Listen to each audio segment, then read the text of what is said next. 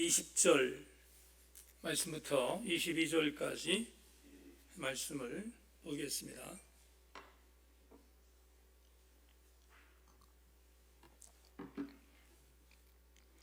얼마 되지 않는 말씀이니까 우리 한 목소리로 같이 말씀을 합독하겠습니다.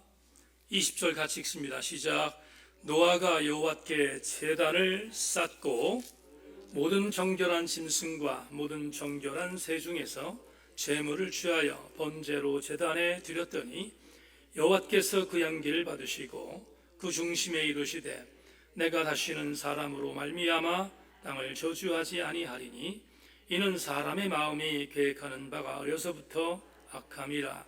내가 전에 행한 것 같이 모든 생물을 다시 멸하지 아니하리니 땅이 있을 동안에는 심음과 거듭과 추위와 더위와 여름과 겨울과 낮과 밤이 쉬지 아니하리라. 아멘. 잠시 기도하고 말씀을 나누겠습니다. 기도하겠습니다. 하나님, 집중력을 주셔야 되겠습니다. 말씀을 들을 때 또 새속의 소리가 나를 점령하려고 하면 하나님께서 막아주셔서 말씀이 들려지게 하시고 은혜로 충만할 수 있도록 우리를 사로잡아 주시옵소서.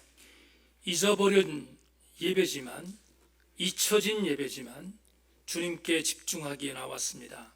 나온 교우들을 축복해 주시고 말씀으로 저들을 격려하여 주시옵소서.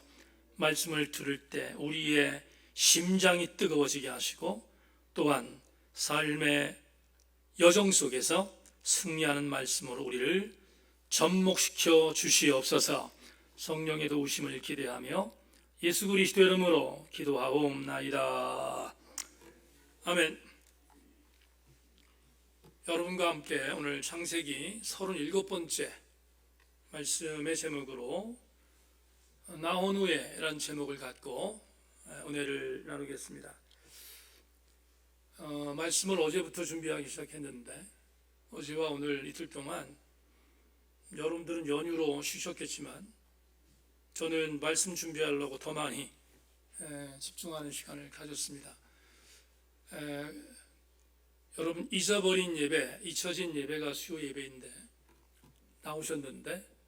나오신 여러분들을 하나님께서 그냥 돌려보내시지 않고 반드시 주신 영적인 레마를 공급해 주시고 승리하고 돌아갈 수 있기를 주의 이름으로 소망하고 그런 은혜가 이 저녁 시간에 임할 수 있기를 다시 한번 주님의 이름으로 축원합니다.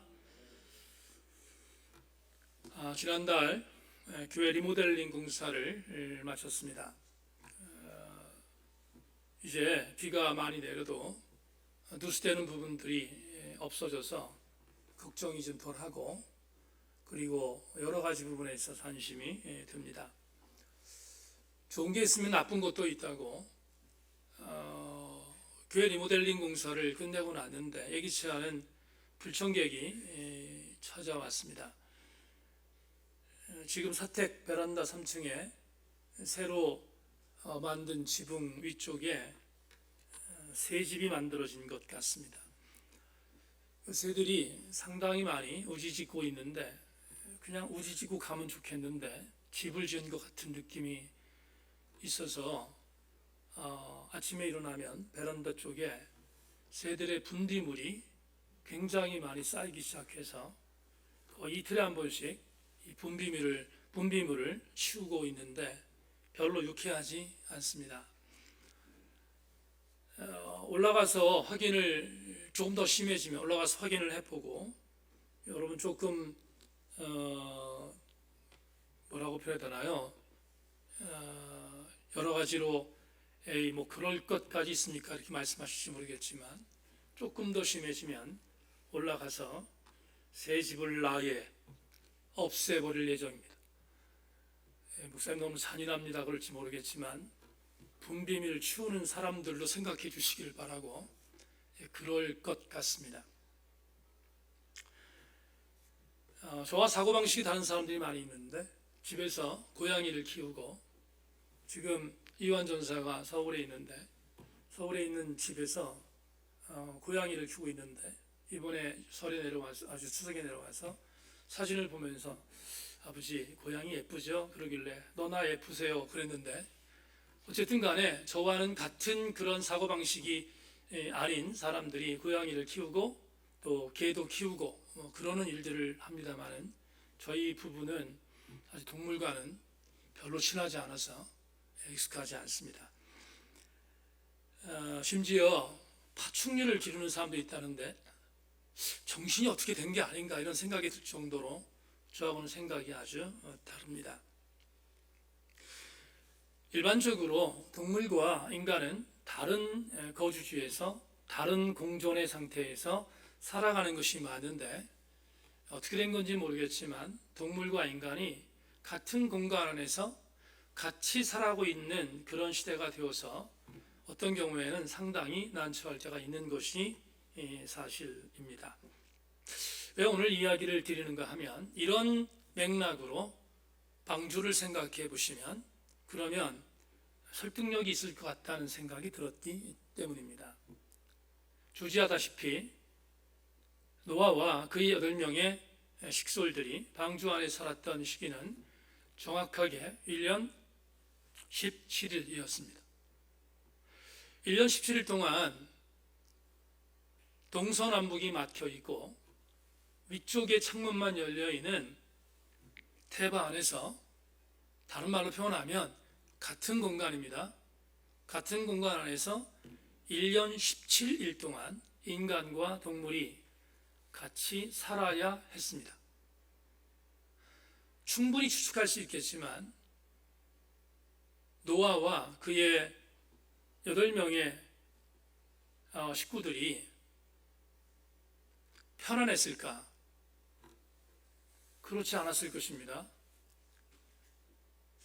상상할 수 있는데 어떤 의미를 바라보면 1년 17일 동안은 지옥과 같은 삶이었을지도 모릅니다. 왜냐하면 모든 동물들과 삼중구조에서 함께 살아야 했기 때문입니다. 저는 지붕 위에서 떨어지는 새들의 분비물도 매우 역겨워하는데 노아의 식구들이야 재롱의 여지가 있겠습니까? 얼마나 힘들었을까 하는 생각을 충분히 짐작할 수 있습니다. 그렇게 힘든 1년 17일을 지난 뒤 어느 날 하나님께서 그 지옥과 같았던 태바 안에서 해방을 선언하시는 날이 왔습니다. 창세기 8장 15절 19절 말씀에 이렇게 기록되어져 있습니다. 하나님이 노아에게 말씀하여 가라사대 너는 내 아내와 내 아들들과 내 자부들로 더불어 방주에서 나오고 너와 함께한 모든 혈육 있는 생물 곧 새와 육축과 땅에 기는 모든 것을 다 이끌어내라. 이것들이 땅에서 생육하고 땅에서 번성하리라 하시매 노아가 그 아들들과 그 아내와 그 자부들과 함께 나왔고 땅 위의 동물 곧 모든 짐승과 모든 기는 것과 모든 새도 그 종류대로 방주에서 나왔더라. 노아를 하나님께서 지켜보고 계시다. 지난주에 설교한 것처럼 하나님은 노아에 대하여 작하루 하시다가 1년 17일 만에 드디어 방주의 문을 열고 나오라고 명령하셨습니다. 얼마나 좋았을까? 얼마나 좋았을까? 상상해 보았습니다. 그리고 노아의 방주를 열고 나온 노아가 제일 먼저 무엇을 하고 싶었을까? 질문해 봐도 괜찮지 않겠습니까? 1년 17일 동안 지옥과 같은 태바 안에서 동물과 함께 상존했던 노아, 제일 먼저 밖에 나와서 이강동 목사의 빗대 말하면 저는 두말할 나위 없이 목욕했을 것 같습니다. 1년 17일 동안 목욕하지 않은 나를 생각해 보면 그건 상상할 수도 없는 그런 일이라서 저 같으면 제일 먼저 망주에 나와서 깨끗한 물을 찾아서 목욕했을 것 같습니다. 여러분 어떠십니까? 여러분 어떤 일을 제일 먼저 하셨을 것 같습니까? 어떤 분들은 제가 말한 부분들도 아마 이해하실 줄 압니다. 인지상정이니까 그럴 수 있다고 생각합니다. 그런데 충격입니다. 그리고 감동입니다. 노아가 방주에서 오늘 설교 제목처럼 나온 후에 제일 먼저 한 것이 오늘 본문 20절에 있습니다. 여러분 본문 20절을 제가 읽겠습니다. 여러분 자막 보십시오. 노아가 여호와를 위하여 단을 쌓고 모든 정결한 짐승 중에서와 모든 정결한 새 중에서 취하여 번제로 단에 드렸더니, 그러면 노아가 그 지긋지긋한 태바 안에서 나온 후에 제일 먼저 한 것은 제단 쌓기였습니다. 뭐라고요? 제단 쌓기였다. 예배 드리기였다.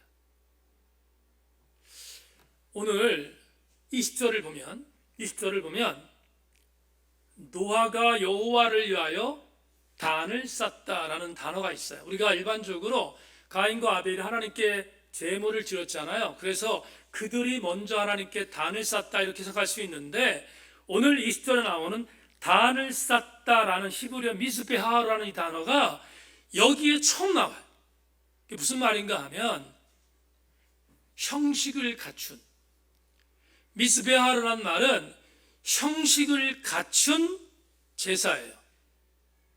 이 제사를 드렸다고 여기에 성경에 처음 나옵니다. 이 단어가. 우리가 창세기 공부 시작하면서 말씀드렸잖아요. 이 창세기라는 이 책은 네 명의 저자군이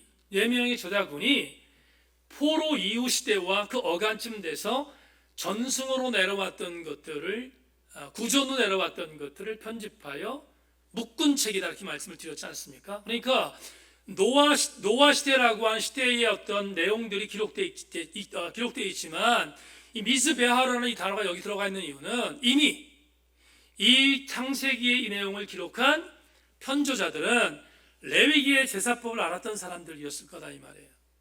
그렇지 않겠어요? 레위기에 나온 5대 제사에 대해서 이미 알고 있었던 사람들이었는데, 노아의 시대에 이 미스베하라는 이 단어에 이 제단 쌓기, 형식을 갖춘, 다시 말하면 레위기에 나오는 5대 제사법에 맞는 제사의 형식을 갖고 드린 그 제사가 처음이다 라고 말한 것은 대단히 의미 있는 내용이 아닐 수 없습니다. 그러니까 이렇게 표현하면 될 것 같습니다.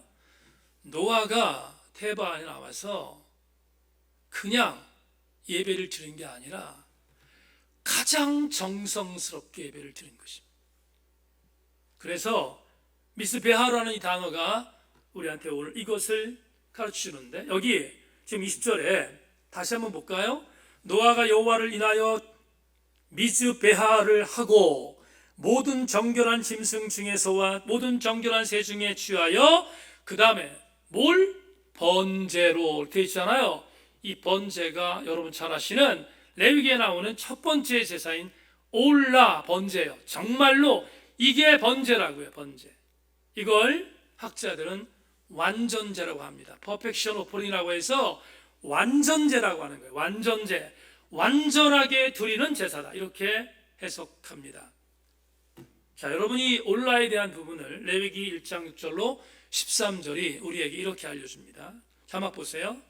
그는 또 그 번제의 희생의 가죽을 벗기고 각을 뜰 것이요, 제사장 아론의 자손들은 단 위에 불을 두고 불 위에 나무를 버려놓고 아론의 자손 제사장들은 그 뜬 각과 머리와 기름을 단 윗불에 있는 나무에 버려놓을 것이요, 그 내장과 정강이를 물로 씻을 것이요, 제사장은 그 전부를 단 위에 불살라 번제를 삼을진 이는 화제라. 여호와께 향기로운 냄새니라. 만일 그 예물이 떼의 양이나 염소의 번제면 흠없는 수컷으로 드릴지니 그가 단 북편에서 여호와 앞에서 잡을 것이요 아론의 자손 제사장들은 그 피를 단 사면에 뿌릴 것이며 그는 그것에 각을 뜨고 그 머리와 그 기름을 베어낼 것이요 제사장 그것을 다 단 불 위에 있는 나무에 버려놓을 것이며 그 내장과 정강이를 뿔로 씻을 것이요 제사장은 그 전부를 가져다가 단 위에 불살라 번제를 삼을지니 이는 화제라 여호와께 향기로운 냄새니라. 두 번에 걸쳐서 올라라는 번제의 특성을 레위기 저자가 말하고 있는데 뭐라고 되어 있습니까? 전부를 드리는 것입니다. 자, 여러분, 번제는요, 제사장이 제물을 잡으면 껍질을 벗깁니다. 껍질을 벗겨요. 일일이 껍질을 다 벗겼습니다. 그 껍질을 벗긴 것을 제외한 모든 제물을 단위 올려놓고 불살라 태웁니다. 하나님께 드리는 완전한 제사. 시간이 없어서 다른 말씀을 드릴 수 없지만 번제 위에 나머지 4개의 제사는 하나님께 드리는 것도 있고 제사장 목도 있고 드린 성도의 몫이 있어요. 근데 오로지 번제만 하나님께 모든 것들을 다 드리는 것입니다. 그러니까 번제는 그래서 퍼펙션 오퍼링이라고 해서 완전제라는 단어를 쓰는 이유가 바로 거기 있어요. 온전히 하나님께 드리는 제사, 그게 번제입니다. 자, 여러분, 왜 이걸 여러분에게 오늘 강조합니까? 이유가 있습니다. 번제라고 하는 개념의 의미를 이 창세기 8장을 기록한 저자, 피기자라고 하는데 이 기자가 의미가 있어서 이렇게 기록한 것이기 때문이에요. 무슨 말인지를 학자의 소개를 여러분들에게 드리면서 설명하겠습니다. 백석대학 송병현 교수가 이렇게 이 부분을 해석합니다. 여기서 우리는 노아가 왜 정결한 짐승을 7쌍씩 방주에 태웠는지에 대한 답을 얻을 수 있다. 그는 하나님께 제물을 드리기 위해서 정결한 짐승을 부정한 짐승보다 7배나 많이 실었다. 우리 이미 공부했죠? 7배나 많이 실었다. 아울러 하나님께서는 홍수 이후 당장 먹을 채소와 곡식을 구할 수 없는 노아와 그의 가족에게 짐승을 먹이로 주셨다. 정결한 짐승을 7쌍씩 방주에 태우게 하신 것은 하나님의 자상한 인자며 보살피는 은혜였다. 주목할 게 뭐냐면 하나님은 노아 시대 이전까지는 육식을 허락하지 않으셨어요. 그런데 하나님께서 노아 시대부터 육식을 허락하셨어요. 노아의 방주에서 나온 노아는 곧바로 농사를 지을 수 없었기에 육식이 아니면 굶어 죽을 수 있었습니다. 얼마나 세밀하십니까? 그래서 송병현 교수가 말한 거예요. 7쌍의 정결한 짐승을 더 갖고 들어간 이유는 하나님께서 이미 대밥 밖으로 나올 노아에 대하여 배려하신 것이다. 얼마나 여러분 하나님의 배려하심이 세밀합니까? 감사합니까?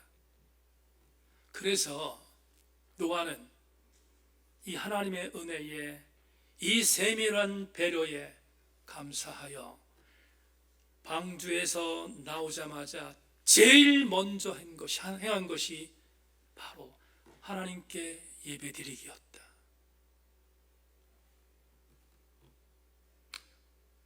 이재술 목사님이 사명자반이라는 책에서 이 부분을 기가 막히게 해석했어요. 제가 여러 해석을 봤지만 이재술 목사님이 이 해석만큼 아름다운 해석을 본 적이 없는데 여러분에게 소개하겠습니다. 노아가 방주에서 나오자마자 가장 먼저 한 일은 하나님께 제단을 쌓고 제사, 즉 예배를 드리는 것이었다. 노아 가족이 방주에서 나올 때 방주 속에 있던 모든 생물도 함께 나왔다. 새들이 소리 높여 노래를 부르며 날개 퍼덕여 창공으로 날아오르고 짐승들은 괴성을 지르며 대지를 질주하고 곤충들은 이리저리 뛰며 마음껏 제주를 뽐낸다. 그 가운데 오직 노아의 8 식구만 하나님께 예배부터 드렸다. 방주에서 나온 노아 가족이 어떤 행위든 자기 자신을 위한 행위를 먼저 하였더라면 그 순간 그들은 짐승이나 새들과 구별되지 않았을 것이다. 이렇게 말한 이재철 목사님은 연이어서 전율하는 감동을 계속해서 당신의 책에서 이렇게 이어갑니다. 창세기 2장에 의하면 하나님께서는 사람과 짐승 그리고 공중에서를 모두 흙으로 만드셨다. 하지만 그 가운데 흙으로 지으신 사람에게만 당신의 생기를 불어넣으셔서 사람을 생명이 되게 하셨다. 그러므로 겉으로 아무리 그럴듯하게 보여도 생명으로 살지 않는 인간은 짐승과 다를 바 없다. 짐승과 생명이 인간의 본질적인 차이는 예배에 있다. 여러분, 전율하는 감동 아닙니까? 사람이 짐승과 다른 게 뭡니까? 생명이라는 것이잖아요. 동물에게는 생기를 주시지 않았어요. 인간에게만 주셨어요. 그런데 그 생기를 받은 인간은 생명이 되었습니다. 생명이 된 자는 예배하는 자이다.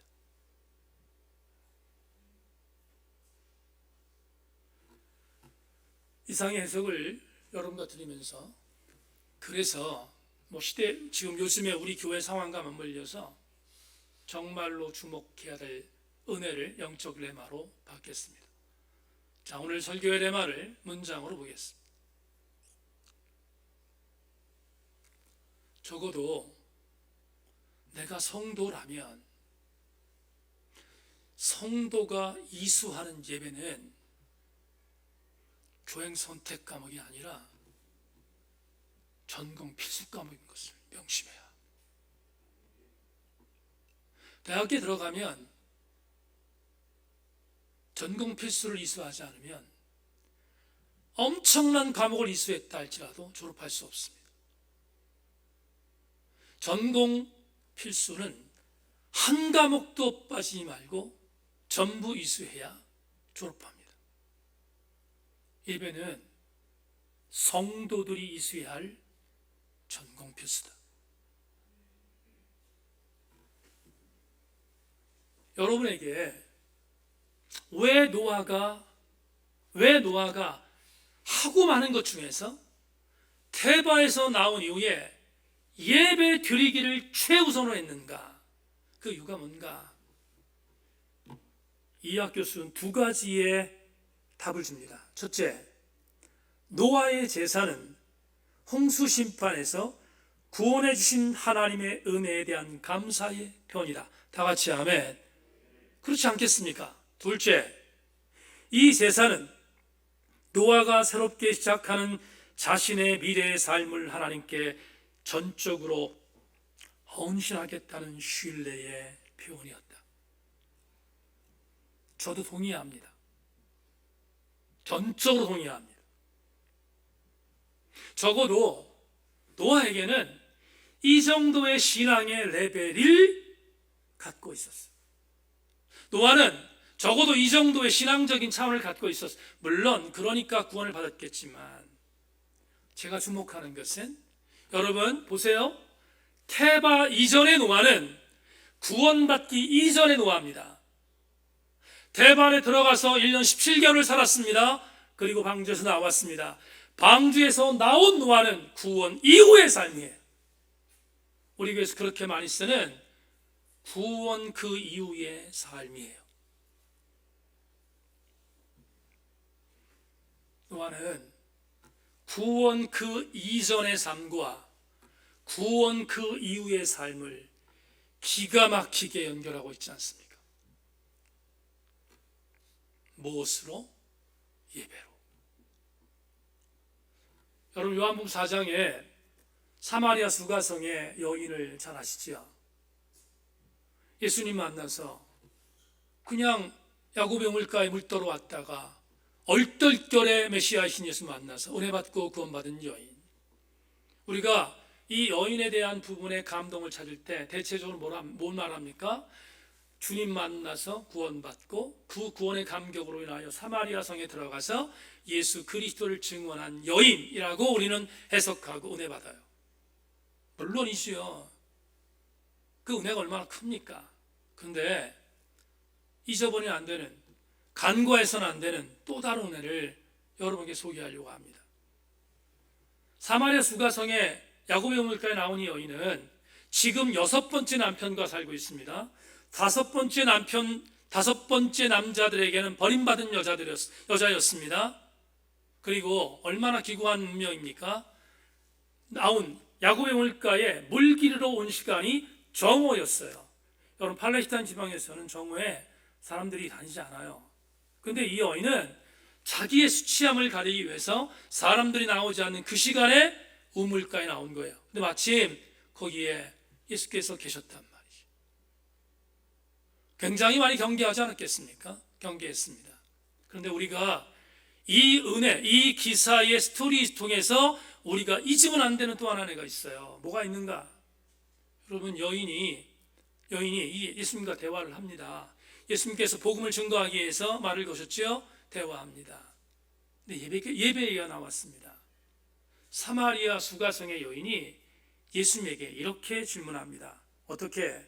요한복음 4장 19절로 20절에 보면 이렇게 말합니다. 여자가 가로되 주여, 내가 보니 선지자로소이다. 우리 조상들은 이 산에서 예배하였는데 당신들의 말은 예배할 곳이 예루살렘에 있다 하더이다. 이게 무슨 말이냐면 사마리아의, 그러니까 북왕국 이스라엘 쪽에 그리심이라는 산이 있습니다. 남유다 예루살렘에는 시온산이 있어요.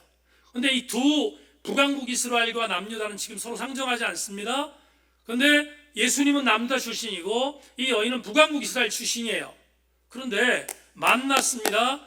선지자 같아요. 이 여인이 말합니다. 예수님께, 예수님, 당신의 조상들은 예루살렘 시온산에서 예배를 드린다고 하고 우리의 조상들과 우리들은 이 그리심산에서 예배를 드린다고 하는데 도대체 어디서 예배를 드리는 것이 옳습니까를 물어요. 다시 말하면 예배의 공간, 예배의 장소가 어디인지를 묻습니다. 주께서 그 이야기를 들으신 뒤에 정답을 말씀하십니다. 그 정답이 요한복음 4장 21절 24절, 아주 유명한 구절이죠. 자막 보십시오. 예수께서 가라사대 여자여, 내 말을 믿으라. 이 산에서도 말며 예루살렘에서도 말고 너희가 아버지께 예배할 때가 이르리라. 너희는 알지 못하는 것을 예배하고 우리가 아는 것을 예배하노니 이런 구원이 유대인에게서 남이니라. 아버지께 참으로 예배하는 자들은 신령과 진정으로 예배할 때가 오나니 곧 이때라. 아버지께서는 이렇게 자기에게 예배하는 자들을 찾으시느니라. 하나님은 영이시니 예배하는 자가 신령과 진정으로 예배할지니라. 주님의 포커스는 공간이 아니었어요. 그리심도 아니었습니다. 예루살렘의 시온산도 아니에요. 예수님의 포커스는 내가 어떻게 예배를 드리고 있는가의 정신이었어요. 예배 태도였어요. 예배의 정신이자 태도가 진짜 예배자의 모습인 것을 알려주고 있습니다.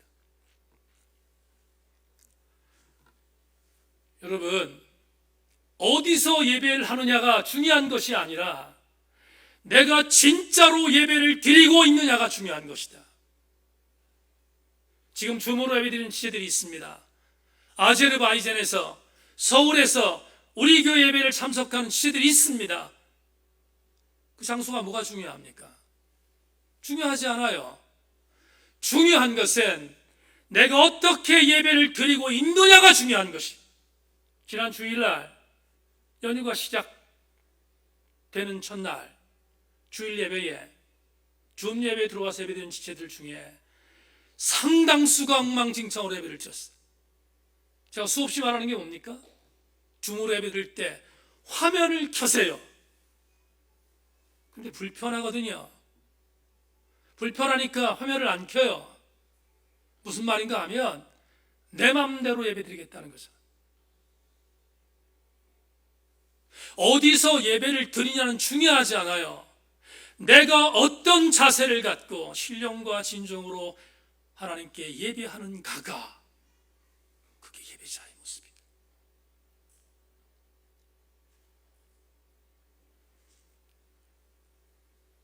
왜 우리는 예배를 중요시 여기지 않는가? 예배를 무시하기 때문에. 예배를 무시하는 것은 하나님에 대한 모독입니다.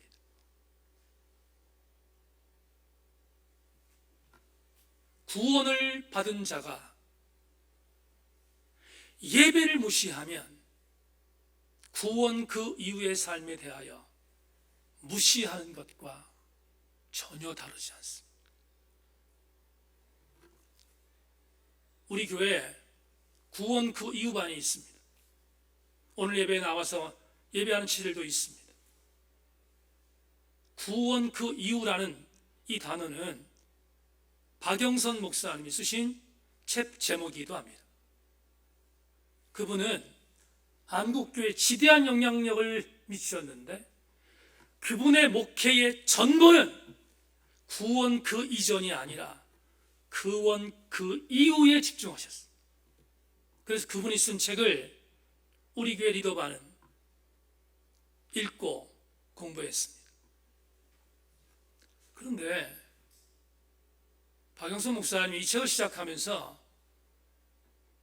나는 구원받았어, 나는 구원받았으니까 됐어, 이런 자들에게 비수를 날려요. 비수를. 그분이 책에서 이렇게 말합니다. 신앙인의 최고의 약점은 성숙에 대한 갈등 속에 있지 않다는 것입니다. 우리는 해낼 수 없는 상황 속에 있고 하나님은 우리가 도저히 도달할 수 없는 지점에 대한 약속을 해놓았다는 그 꿰어 맞출 수 없는 출발선과 결승선을 갖고 있는 갈등이 없다는 것입니다. 이게 무슨 말인지 아십니까? 이걸 지금 문장으로 만들었지만 이걸 풀면 이런 말이에요. 어떤 말이냐면 하나님께서 우리를 구원하신 그 믿음으로 나아가면 극복하지 못할 신앙의 내용이 없다는 거예요. 내가 구원받은 확신을 갖고 그 신앙을 견지하여 성숙하게 나가면 어떠한 어려움이 있어도 극복할 수 없는 신앙의 내용이 없다는 건데 박영수 목사님의 정말 비수가 뭡니까? 이겁니다. 그 치열함이 없다는 거예요. 그 갈등 자체를 안 한다는 거예요. 한국교회 수많은 사람 중에서 구원받은 것으로 만족하는 백성들이 이 갈등을 하지 않는다는 거예요. 그러니까 결과가 뭐죠? 성숙하지 않는 거예요. 여러분, 저도 목회하면서 구원 그 이후 반이라는 책이라는 책을 성도되게 하면 읽지 않으려고 해요. 무지 불편하거든요. 읽지 않으려고 해요. 그런데 박영수 목사님이 이 책에서 이렇게 살살 다뤄주면 좋겠는데 이분 그런가? 이분 그런 분 아니거든요. 이분이 이 책에서 그렇게 구원받았다고 설레발치고 있는 명목적 신자들을 향해서 이렇게 말합니다. 하나님, 제가 예배는 다 드리겠습니다. 물론 11조도 바쳐드리겠습니다. 그 대신 제게 말도 안 되는 욕은 하지 마십시오. 저를 하나님의 아들로 삼는다든가 영광과 존귀로 관을 씌워준다든가 하는 것으로 저를 골치 아프게 하지 마시길 바랍니다. 다만 내가 죽으면 천국이나 보내주시고 그걸로 그냥 때웁시다. 그 대신 제가 이 정도는 해드리겠습니다. 이 남포교회라는 교회에서 신무했던 박영순 목사님이니까 이 말을 할 수 있다. 그럴 것 같아요. 근데 이게 남포교회 성도들만 들어야 할 말씀입니까? 그렇지 않잖아요. 우리 교회 성도들 중에 그런 사람 없기를 바라지만, 목사님, 나 11조도 드립니다. 나 주일 예배는 꼭 지킵니다. 뭐가 잘못됐다는 거지요? 이렇게 말하는 사람 있잖아요. 이 정도면 훌륭한 신자 아닙니까? 근데 내가 하나님과의 관계에 대해서, 내가 하나님의 관계에 대한 부분에 있어서 조금 더 가까워지는 것에 대해서 1도 관심 없잖아요. 그래서 예배 드리기를 무시하고 예배를 상실하고 예배와 전혀 관계없는 삶을 사는 백성들이 수두룩하게 많은 것이 세인교회, 한국교회 상태가 아닙니까? 성도가 예배를 무시합니까? 왜 성도가 예배를 상실했습니까? 축약하면 이렇습니다. 성도가 예배를 무시하는 이유, 예배를 통해서 감동을 받아본 적이 없기 때문입니다. 예배를 통하여 나에게 주어진 감동을 받은 사람이 어떻게 예배를 무시할 수 있겠습니까? 폼 잡고 있지만 내가 예배를 무시하는 가장 강력한 이유는 예배를 통하여 하나님의 감동을 받아본 기억이 전무하기 때문입니다. 또 한 가지, 그런 예배를 안 드려도 사는데 지장 없기 때문에 예배가 별로 나에게 삶에 있어서 유익이 된다고 생각하지 않기 때문입니다. 그러니 내 영혼이 죽어가고 있는 것에 대하여 전혀 알아차리지 못합니다.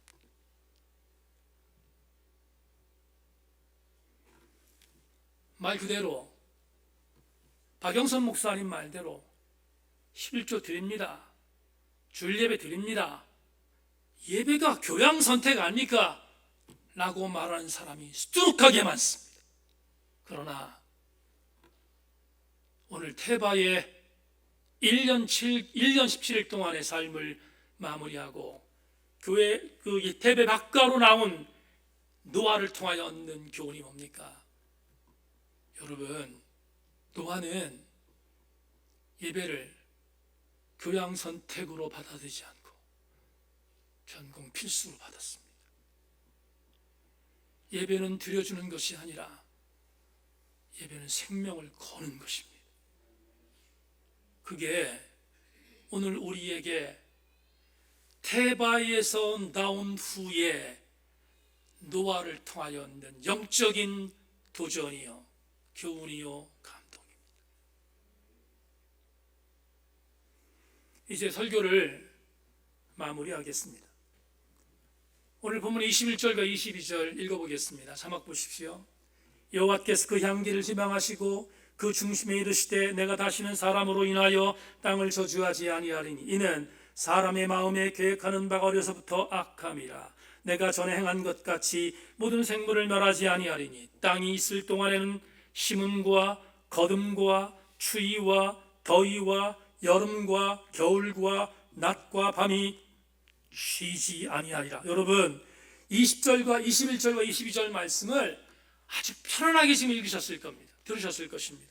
근데 그렇게 편안한 말씀이 아닙니다. 왜냐하면 지금 노아가 제단 쌓았습니다. 1년 17일 동안에 기가 막혔던 곳에서 나와서 제일 먼저 예배의 생명을 걸고 예배를 드렸습니다. 그러자 주님이 반응하셨던 반응이 21절과 22절이에요. 제일 중요한 게 뭐가 나오죠? 그 향기를 흡양하셨다. 이 흡양이라는 단어가 여기 처음 나옵니다. 창세기 8장 21절에 하나님께서 그 향기를 맡으셨다는 단어가 처음 나옵니다. 처음 나오는데 이건 뭐지요? 예배를 받으셨다는 거예요. 예배를 내가 기뻐 연락했다는 것입니다. 그런데 약속하십니다. 네가 드린 예배가 기쁘구나. 내가 이제부터 너에게 이런 것을 약속하겠다. 그리고 세 가지를 약속해 주셨어요. 세 가지가 뭔가?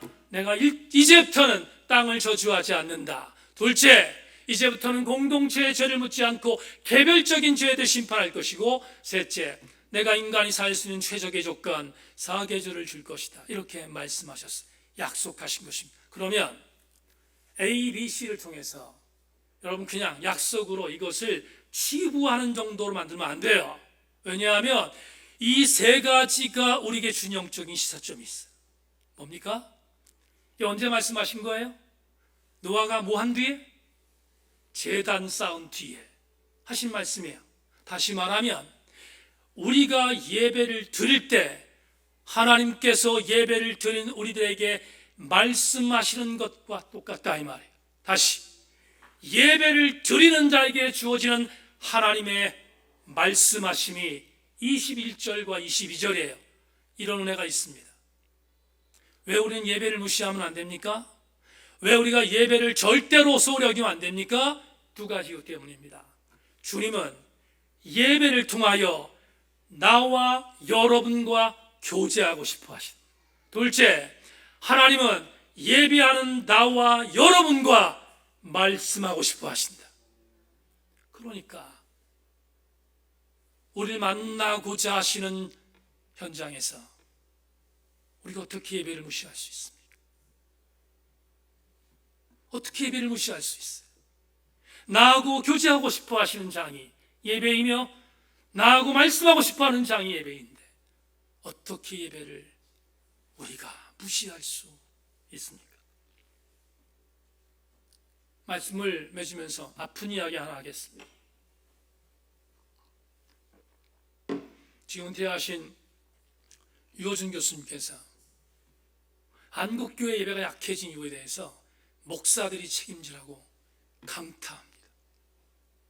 한국교회의 예배가 약해진 이유는 성도의 문제가 있지만 목사들의 문제가 많다는 것을 강타하면서 몇 가지를 제시해요. 제가 이 글을 재작년에 읽었는데 밑줄 긋고 이런 생각했어요.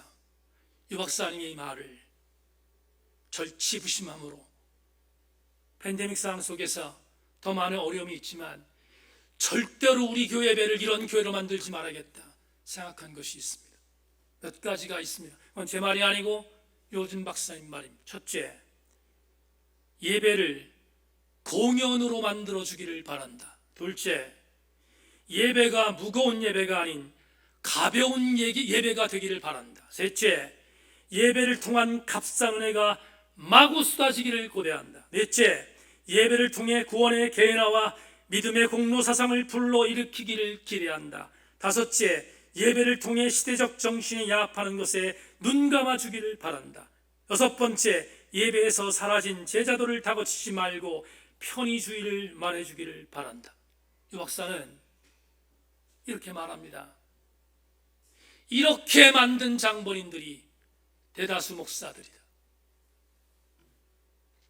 사랑하는 교회 여러분, 이 박사님은 이런 사람들을 이렇게 정의해야 합니다. 이런 것을 요구하는 목사, 들어주는 목사, 이런 것들을 요구하는 성도들을 교회 안에 있는 실천적 무신론자라고 정의합니다.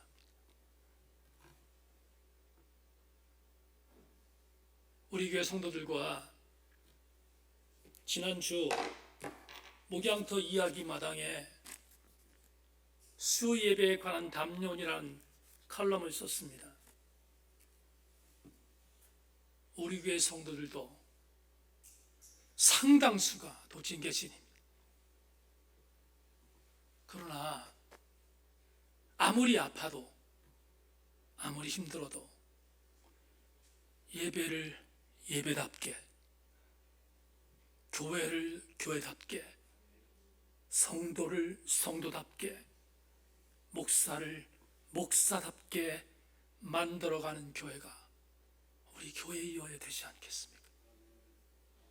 적어도 우리 교회의 가장 중요한 영적 본질은 예배 드려주기가 아니라 예배를 통하여 쏟아지는 감동받는 것, 그것이 우리 교회의 미션이어야 되지 않겠습니까? 오늘 본문 말씀을 다시 읽고 기도하겠습니다. 노아가 여호와를 인하여 단을 쌓고 모든 정결한 짐승 중에서와 모든 정결한 새 중에서 취하여 번제로 단에 띄었더니 여호와께서 그 향기를 흡양하시고, 저는 바라기를 우리 세인교회에서 매일마다 드리는 예배가 우리의 죄악된 껍질을 벗어버리고 나의 심령을 하나님께 온전히 헌신하기 위하여 하나님께 내 몸 전체를 드리는 번제가 되기를 바라는 예배가 되기를 주의 이름으로 소망하며, 더불어 우리 교회에서 매일마다 드리는 이 예배를 통하여 날마다 성령의 강력한 기름 부음을 경험하여 예배를 통하여 말씀하시며 예배를 통하여 교제하기를 원하시는 주의 놀라운 은혜를 날마다 공급받는 우리 세인교회가 되기를 주님의 이름으로 축원합니다. 하나님 감사합니다. 오늘 37번째 창세기 강해를 통하여 구원 그 이후에 대하여 관심 없는 자들, 예배로 다시 살아나야 함을 역설했습니다. 하나님, 우리 생교회에 예배에 참여하는 백성들마다 예배에 참여하면 날마다의 삶이 변화되게 하여 주시고, 예배에 참석하면 날마다 성령이 나를 견인하여 주시는 것을 경험하며, 예배에 참석하면 팬데믹 상황 속에서 내가 그리스도로 살아갈 수 있는 강력한 무기를 갖출 수 있는 은혜가 임할 수 있도록 우리 예배를 주님 기억하여 주시옵소서. 하나님, 우리 교회를 통하여 역사하실 주님을 기대하는 것이 다른 것을 통하여 나타나는 것이 아니라 예배를 통하여 나타나게 하여 주셔서 예배가 승리하게 하여 주시옵소서. 우리 교회가 절대로 유람선되지 말게 하시고 군함되게 하셔서 예배로 승리하게 하여 주시옵소서. 우리 주님을 의지하며 예수 그리스도 이름으로 기도 올리옵나이다. 아멘.